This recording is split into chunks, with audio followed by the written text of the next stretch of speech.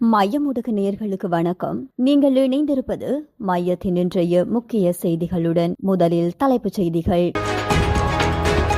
கெக்கிராவையில் மோதல், கூறிய ஆயுத தாக்குதலில் ஒருவர் உயிரிழப்பு. பூஜை அறையில் நண்பனின் தலை, பிரிந்த மனைவியுடன் சேர கணவன் செய்த கொடூரம். 9 வழிவு பாலத்தில் வெடிப்பு, சமூக ஊடக செய்தி தொடர்பில் வெளியான தகவல். சிறந்த வழியில் பயணிக்கின்றது அனுர அரசு, போலியான வேடங்களுக்கு ஏமாறாதீர்கள், பொன்சேகா எச்சரிக்கை.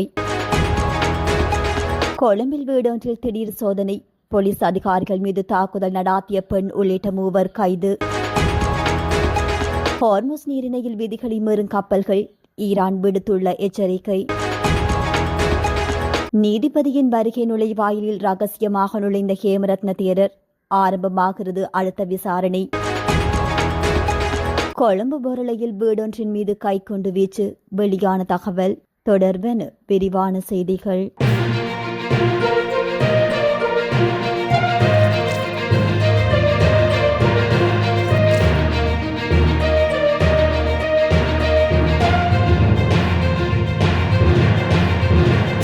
கெக்ராவி போலீஸ் பிரிவுக்குட்பட்டு கொட்டல்பத்த பகுதியில் நேற்று அதிகாலை இடம்பெற்ற மோதலில் 56 வயதுடைய நபர் ஒருவர் உயிரிழந்துள்ளார்.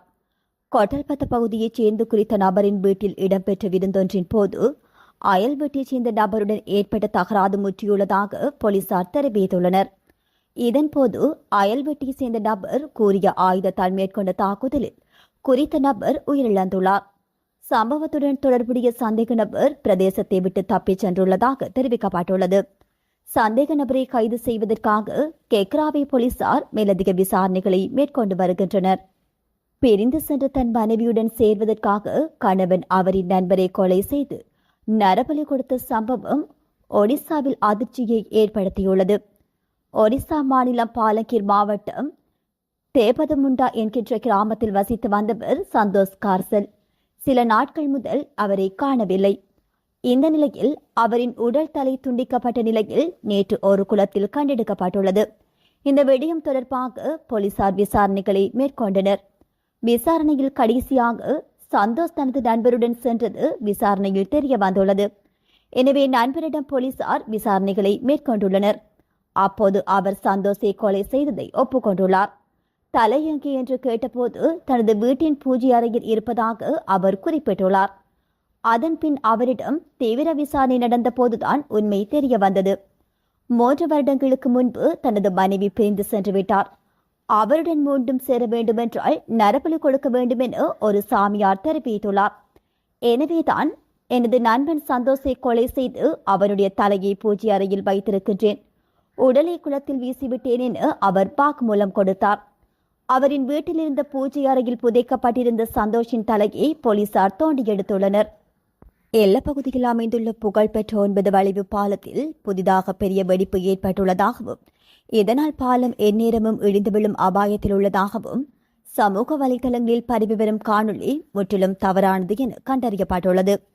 சமூக வலைதளங்களில் பகிரப்பட்டு வரும் காணொளி தொடர்பில் மேற்கொள்ளப்பட்ட ஆய்வில் அண்மைய நாட்களில் 9 வளைவு பாலத்தில் புதிய வெடிப்புகளோ அல்லது ஆபத்தான நிலைமையோ ஏற்படவில்லை என்பது உறுதி செய்யப்பட்டுள்ளது. கடந்த 2025ஆம் ஆண்டு அக்டோபர் மாதத்தில் இப்பாலத்தில் நீர்க்கசிவு மற்றும் வெடிப்பு தொடர்பான தகவல்கள் பரவிய போது தேசிய கட்டிட ஆராய்ச்சி நிறுவனம் மற்றும் இலங்கை ரயில்வே திணைக்கள நிபுணர்கள் இணைந்து கள ஆய்வு மேற்கொண்டனர். அப்போது மேற்கொள்ளப்பட்ட ஆய்வில் பாலத்தின் கட்டமைப்பில் எந்தவிதமான வெடிப்புகளோ அல்லது ஆபத்தான குறைபாடுகளோ இல்லை என்பது தெளிவாக கண்டறியப்பட்டுள்ளது. கடந்த ஆண்டு நிலவிய ஒரு செய்தியை மையமாக வைத்து புதிதாக வெடிப்பு ஏற்பட்டு பாலம் ஆபத்தான நிலையில் இருப்பதாக சமூக வலைதளங்களில் பரப்பப்படும் தகவல்கள் முற்றிலும் பொய்யானது என தெரிவிக்கப்பட்டுள்ளது. நாட்டை வாங்குரோத்து நிலைக்கு தள்ளிய ஊழல்வாதிகள் தேசியம், பௌத்தம் மற்றும் ஒற்றையாட்சிக்கு பாதிப்பு என்று கூறிக்கொண்டு மீண்டும் அதிகாரத்தை கைப்பற்று மக்கள் மத்தியில் செல்கின்றனர் எனவும் இவர்களின் போலியான வேடங்களுக்கு மக்கள் மீண்டும் ஏமாந்துவிடக்கூடாது எனவும் முன்னாள் அமைச்சரும் முன்னாள் ராணுவ தளபதியுமான ஃபீல்டு மார்ஷல் சரத் பொன்சேகா கேட்டுக் கொண்டுள்ளார்.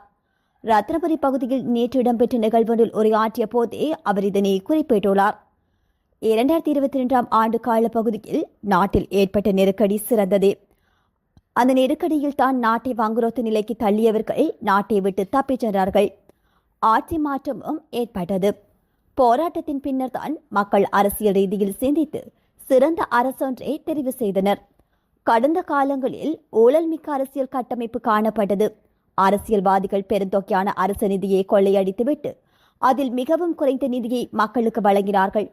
தேசப்பற்றாளர்களைப் போன்று அவர்கள் பேசினார்கள். புதிய அரசியல் கலாச்சாரம் தோற்றம் பெற்றாலும் மக்கள் இன்றும் அந்த ஊழல் மிக்க பழைய அரசியல் கலாச்சாரத்தை நாடும் தன்மை காணப்படுகின்றது. அரசியல் அலைக்கு அமைய வாக்களிக்கும் கலாச்சாரத்திலிருந்து மக்கள் முதலில் மாற வேண்டும். மக்கள் அரசியல் அலைக்கு பின்னால் செல்லும் போது ஊழல்வாதிகளும் படுகொலையாளிகளும் தான் நாடாளுமன்றத்திற்கு செல்வார்கள். கடந்த காலங்களில் அவ்வாறான நிலைமையே காணப்பட்டது. 2024ஆம் ஆண்டு நாட்டு மக்கள் தெரிவு செய்த சிறந்த அரசியல் கலாச்சாரத்தை பாதுகாக்க வேண்டும். நாட்டில் தற்போது எதிர்க்கட்சி தலைமைக்கு வெற்றிடம் காணப்படுகின்றது. கடந்த காலங்களில் சிதறி கிடந்த எதிர்க்கட்சியின் உறுப்பினர்கள் சிறைச்சாலை செல்வதை தடுப்பதற்காகவே தற்போது ஒன்றிணைந்துள்ளனர்.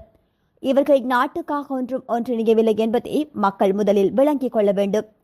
கடந்த கால ஆட்சியாளர்கள் கடன் பெற்று நாட்டை அபிவிருத்தி செய்வதாக குறிப்பிட்டார்கள். ஆனால் அந்த அபிவிருத்திகளினால் மக்களுக்கு ஏதும் கிடைக்கவில்லை. கடன் பெற்று தமது குடும்பத்தை வளப்படுத்தினார்கள். வெளிநாடுகளில் சொத்து சேர்த்தார்கள். அதனால் நாடு வங்குரோத்து நிலைமையை அடைந்தது. இதன் தாக்கம் நடுத்தர மக்கள் மீது முழுமையாக சுமத்தப்பட்டது. அதன் தாக்கமே இன்றளவும் தொடர்கின்றது. பொருளாதார பாதிப்பில் இருந்து மீள்வதற்காகவே சர்வதேச நாணய நிதியத்தின் ஒத்துழைப்பு பெறப்பட்டது. தற்போதைய அரசும் விரும்பியோ விரும்பாவிட்டோ நாணய நிதியத்தின் செயற்றிட்டங்களை அமல்படுத்த வேண்டிய நிலை இப்போது காணப்படுகிறது. அனுர அரசு சிறந்த முறையில் தான் செயல்படுகிறது. ஊழல் மோசடிகள் இல்லாமல் சட்டத்தின் பிரகாரம் அரசு அதிகாரிகள் செயல்படுகிறார்கள். இதனால் ஊழல்வாதிகள் அனைவரும் இன்று அரசுக்கு எதிராக ஒன்றிணைந்துள்ளனர். அரசுடன் நான் இணைய போவதில்லை, அரசில் ஒரு மாற்று சக்தியாக செயற்படுவேன் என அவர் குறிப்பிட்டுள்ளார். கொழும்பு ஹாங்வல்ல பன்சர வீதி பகுதியில் சோதனைக்கு சென்ற போலீஸ் அதிகாரிகளை தடுத்தவை மற்றும் 2 போலீஸ் அதிகாரிகளை தாக்கி காயப்படுத்திய குற்றச்சாட்டில் பெண் ஒருவர் உட்பட 3 பேர் கைது செய்யப்பட்டுள்ளனர். ஹாங்வல்ல போலீஸ் நிலையத்தைச் சேர்ந்த போலீஸ் அதிகாரிகள் குழு ஒன்று சட்டவிரோத மதுபான கும்பலை சோதனை செய்வதற்காக குறிப்பிட்ட வீட்டிற்கு சென்றுள்ளனர். இதன்போது அதிகாரிகளுக்கு கடுமைக்கு இடையூறு விளைவித்து 2 போலீஸ் அதிகாரிகளை தாக்கி காயப்படுத்தியுள்ளனர். இதன்போது அதிகாரிகளின் கடமைக்கு இடையூறு விளைவித்தல், அரசாங்க அதிகாரிகளின் உத்தரவுகளை மீறுதல் மற்றும் கோர்மையான ஆயுதங்களால் வெட்டி காயப்படுத்துதல் ஆகிய குற்றச்சாட்டுகளின் பேரில் கைது செய்யப்பட்டுள்ளனர். இதன்போது கைது செய்யப்பட்ட சந்தேக நபர்களில் ஒருவர் போலீஸ் அதிகாரிகளால் தான் தாக்கப்பட்டதாக போலீசாரிடம் தெரிவித்துள்ளார். அதன்படி தனக்கும் சிகிச்சை தேவை என்று கூறியுள்ளதால் சந்தேக நபர் தற்பொழுது ஹோமாகம வைத்தியசாலையில் போலீஸ் பாதுகாப்பின் கீழ் சிகிச்சை பெற்று வருகின்றார். இந்த நிலையில் அவரது நிலைமை கவலைக்கிடமாக இல்லை எனவும் இந்த சம்பவம் தொடர்பாக மேலதிக விசாரணைகள் நடைபெற்று வருவதாகவும் போலீசார் தெரிவித்துள்ளனர். ஹோர்மோஸ் நீரிணையை கடப்பதற்கான விதிமுறைகளை மீறும் கப்பல்கள் எதிர்காலத்தில் பயண கட்டுப்பாடுகளை எதிர்கொள்ள நேரிடும் என ஈரான் எச்சரித்துள்ளது. ஈரானின் பெர்சியன் வளைகுடா நீரிணை அதிகார சபை இந்த எச்சரிக்கையை விடுத்துள்ளது. இதன்படி ஈரான் விதித்துள்ள வழிமுறை கட்டுப்பாடுகளை மீறும் கப்பல்களுக்கு அபராதம் விதிக்கப்படலாம் அல்லது அவை பறிமுதல் மற்றும் சிறைப்பிடிக்கப்படலாம் என எக்ஸ்தளத்தில் பிஜிஎஸ்சி வெளியிட்டுள்ள அறிக்கையில் குறிப்பிடப்பட்டுள்ளது. மேலும் இத்தகைய தடை செய்யப்பட்ட கப்பல்களுக்கு ஒத்துழைப்பு வழங்கும் இடைய கப்பல்களும் விதிமீறல் பட்டியலில் சேர்க்கப்படும் என எச்சரிக்கப்பட்டுள்ளது. கப்பல் நிறுவனங்கள் மற்றும் சரக்கு உரிமையாளர்கள் தங்களது பெயர்களை இந்த பட்டியலில் இருந்து நீக்க வேண்டுமாயின் உரிய ஆவணங்களுடன் கோரிக்கை விடுக்க வேண்டும் எனவும் சிரமங்களை தவிர்க்க தமது இணையதளத்தில் உள்ள பட்டியலை சரிபார்த்து இதுபோன்ற கப்பல்களை பயன்படுத்துவதை தவிர்க்குமாறும் கேட்டுக் கொள்ளப்பட்டுள்ளனர். அனுராதபுரத்தின் முன்னாள் அட்டமஸ்தானாதிபதி பல்லேகம ஹேமரத்ன தேரர் மேல் நீதிமன்ற வளாகத்திற்குள் நீதிபதி நுழையும் நுழைவாயிலின் ஊடாக எவ்வாறு நீதிமன்ற வளாகத்திற்குள் வந்தார் என்பது குறித்து விசாரணைகள் ஆரம்பிக்கப்பட்டுள்ளது. சிறுமி ஒருவரை தகாத செயற்பாட்டுக்கு உட்படுத்தியதாக குற்றம் சாட்டப்பட்டுள்ள சம்பவம் தொடர்பில் நீதிமன்றில் குற்றம் சாட்டப்பட்டுள்ள சந்தேக நபர் எவ்வாறு கடந்த 21ஆம் தேதி நீதிமன்றத்திற்கு வருகை தந்தார் என்பது தொடர்பான விசாரணை அறிக்கையை சமர்ப்பிக்குமாறு நீதிமன்றம் உத்தரவிட்டுள்ளது. இதுகுறித்து அனுராதபுர பிரதான நீதவான் சியபத் கசிந்து விக்ரமரத்ன அனுராதபுரம் மேல் நீதிமன்ற வளாகத்தின் காவல்துறை பாதுகாப்பு பிரிவின் பொறுப்பாதிகாரிக்கு உத்தரவிட்டுள்ளார். தகாத செயற்பாடு சம்பவம் தொடர்பில் பல்லேகம ஹேமரத்ன தேரருக்கு எதிராக அனுராதபுர பிரதான நீதவான் நீதிமன்றத்தில் உள்ள வழக்கு கடந்த 21ஆம் தேதி மீண்டும் விசாரணைக்கு எடுத்துக் கொள்ளப்பட்டது. இதன்போது சட்டத்தரணி சாணக அபேவிக்ரம நீதிமன்றத்தில் முன்வைத்த விசேட கருத்துக்களை கருத்திற்கொண்டு பிரதான நீதவான் இந்த உத்தரவை பிறப்பித்துள்ளார். கொழும்பு பொருளையில் ஒழுங்கமைக்கப்பட்ட குற்றக்குழுவைச் சேர்ந்த சந்தேக நபர் ஒருவரின் வீட்டின் மீது கைக்குண்டு வீச்சு தாக்குதல் நடாத்தப்பட்டதாக காவல்துறையினர் தெரிவித்துள்ளனர்.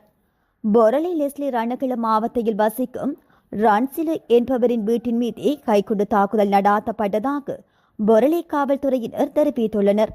ரன்சிலு என அழைக்கப்படும் நபர் தற்போது துபாயில் கைது செய்யப்பட்டுள்ள ஒழுங்கமைக்கப்பட்ட குற்றக்குழு உறுப்பினரான வானாத்தி சத்து என்பவரின் நெருங்கிய சகாவாக இருப்பதாக காவல்துறையினர் தெரிவித்துள்ளனர். எனினும் வீட்டின் மீது வீசப்பட்ட கைக்குண்டு வெடிக்கவில்லை என தெரிவிக்கப்பட்டுள்ளது. மோட்டார் சைக்கிளில் வந்த நபர் ஒருவர் இந்த கைக்குண்டு தாக்குதலை மேற்கொண்டிருக்கலாம் என காவல்துறையினர் சந்தேகிக்கின்றனர். சம்பவம் தொடர்பாக மேலதிக விசாரணைகளை பொரளை போலீசார் மேற்கொண்டு வருகின்றனர். இத்துடன் மையத்தின் இன்றைய முக்கிய செய்திகள் நிறைவு பெறுகின்றன. நன்றி.